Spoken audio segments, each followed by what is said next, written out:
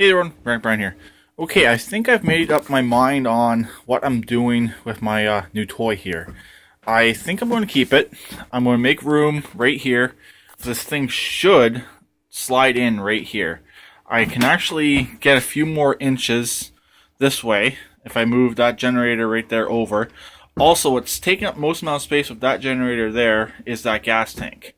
So I'm thinking about taking that gas tank off, getting a boat gas tank. I actually have a boat gas tank, but it's pretty rusty. It would have to be lined on the inside, so it might be more worth my money just to go out and buy a brand new gas tank. So that's what's taking up so much space, because if that gas tank right there, that red one, it's sticking over about an extra 4 or 5 inches, if not more, I can slide that generator right over, and I can slide this right here in here. That generator there I'm going to be getting rid of. I don't really want to spend any more time on it. It's a piece of junk. So, and this generator here can stay. This will be moved over. This tool cabinet will be moved right to here. And from looking at this thing is roughly 3 feet wide. It should fit right in. Just gotta be careful with my floor. My floor in here literally sucks.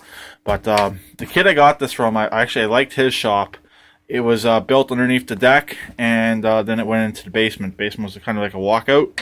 I actually liked his shop. It was pretty cool and nice and warm in there too, unlike this place here.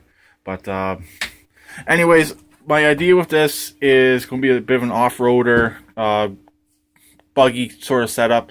I'm going to be replacing the steering wheel with handlebars, like I mentioned yesterday. I do have handlebars that will work on this. I'm going to put brakes on it. I don't know if I'm going to do hydraulic or cable brakes, but I'm going to put the brakes on the actual axle at the back. I believe he was going to run the brakes right here. Fearless Front recently did a video of his golf cart build, and he's doing the brakes on the actual jack shaft. I don't like that idea. He mentioned it's not really a good idea to do it because the drum brakes on his golf cart are in really bad shape. So I commented, I said, you should pull the parts from both drum brakes and try to make at least one good drum brake as an emergency. But unfortunately, I don't have that option on here, but I have the option of putting brakes right on the rear axle. So that's my idea. That's what I'm going to do. The fuel situation, I picked up some two-stroke, some pre-mixed two-stroke 50-to-1. That's what he said this will take, is 50-to-1. He was not using the oil injection. He was just putting mixed gas in it.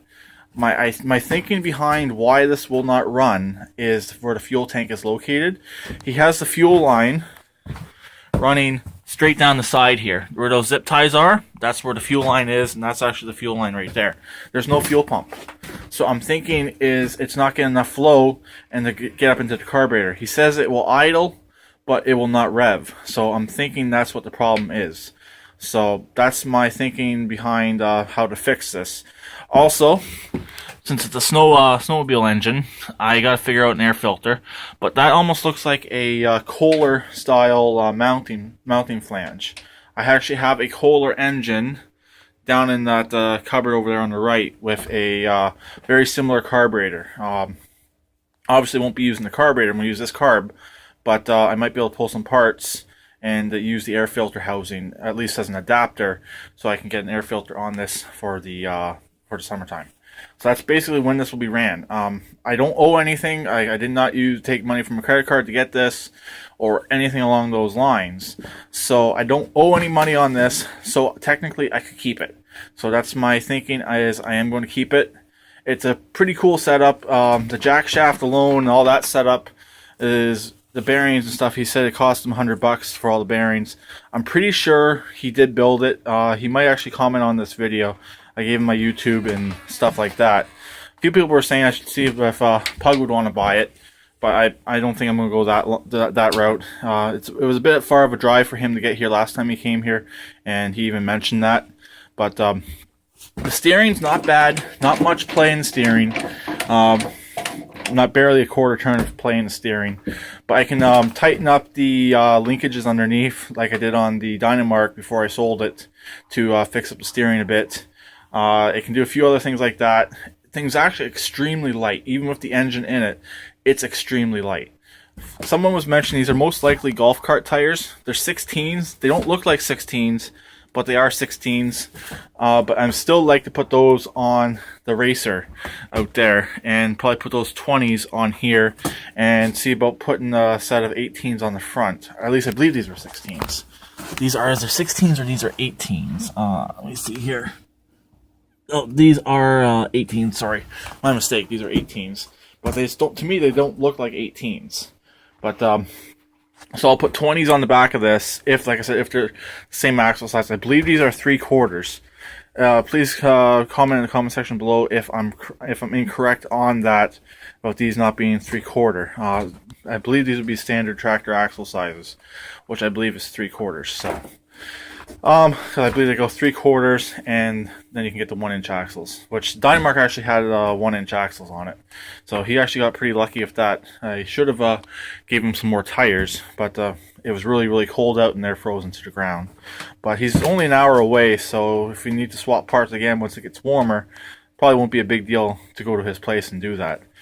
He has some pretty cool projects on the go and some pretty cool tractors. So, but anyways, here it is. Like I mentioned yesterday, it's electric start. You can see the gear right there. The starter's on the other side. It's a similar starter to what the diesel has. So all you gotta do is run constant power to the starter, and then you got your engagement wire. So the wiring on this will be very simple.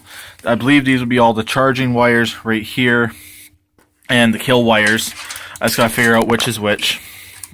Not too hard, but we'll see if this has a vacuum port on it to run a vacuum style fuel pump and keep the tank in the back, or I'm going to probably have to mount some sort of a tank up here. I have a small motorcycle bike conversion gas tank that would actually work on here as a temporary fix. So I might just end up running that versus a temporary fix and see what I can do. I got an electric fuel pump, so I could put a fuel pump on this, but we'll see. Here's all the frame right here for the jack shaft. It's all really, really well built. I wish they wouldn't have cut the dash as much as they did, but I guess they didn't know how much they had to cut out. I'm not sure. Like I said, I don't know if he built this or if he bought it like this. I'm not 100% sure on that. I forgot to ask him yesterday.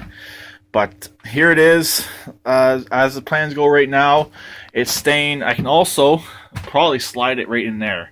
It's pretty short. It's actually not very long at all. So I'm thinking if I have to make some more arrangements, I can straighten up that generator across the back wall, move the pressure washer over there somewhere, even hang the pressure washer off the wall. That's a tongue twister. And slide this right in there. Because I technically can only have 3, but this one here won't be seen, so this will be number 4, and it's technically not a lawnmower. It's going to be more of a buggy, off-road buggy type setup. I don't know when I'll ever drive it, but like I said, I don't owe any money into it, and yeah, basically I can just work on it gradually. Once I get the money, put some money into it, do some work on it, and go from there. May possibly upgrade the steering. It is a unibody. Like I've said, I explained how the unibodies are in the past, same way the Dynamark was. So if I have to run frame strengtheners on it, I will. But that's pretty much it.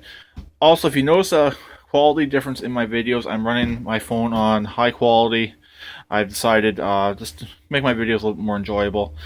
Also, they take a little bit longer to upload, so I'm going to do like what Pug does. Upload them at like 9:30, 10 o'clock at night as soon as I get home from work. And if I do a video during the day, and they'll be uploaded by midnight or so. I'm waiting on fiber op. I don't have it yet, but hopefully soon. Pretty crazy that Vlogging Life is getting fiber op there, and we're in a much bigger city, and I'm in Bell City. If you know what that is, look it up. And we don't have fiber op yet. Pretty crazy how that works. But I'll talk to everyone later. Please keep it redneck like always, and please comment.